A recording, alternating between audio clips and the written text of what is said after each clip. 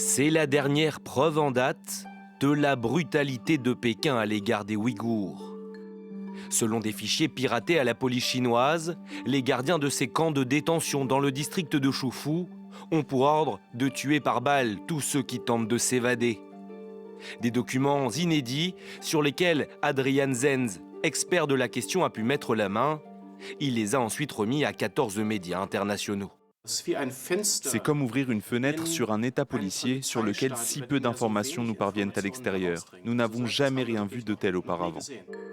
Plusieurs exemples prouvent la répression subie par cette minorité musulmane. Il y a cet homme, détenu pour avoir voyagé dans des pays jugés inamicaux.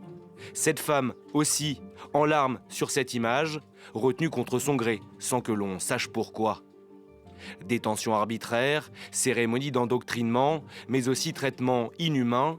Sur cette photo, des gardes armés de matraque maîtrisent un prisonnier déjà enchaîné.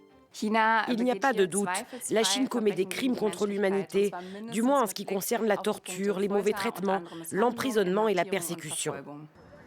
Des accusations toujours réfutées par Pékin, qui se dit victime du mensonge du siècle. Selon ces documents, le régime chinois a identifié 2 millions de musulmans aux pensées dites extrémistes. Et ce, rien que dans la région du Xinjiang, majoritairement peuplée de Ouïghours, où Michelle Bachelet, haut commissaire de l'ONU aux droits de l'homme, se rend ce mardi. Washington n'attend rien de sa visite et prévient, elle n'aura pas accès à des documents qui ne sont pas manipulés par le pouvoir chinois.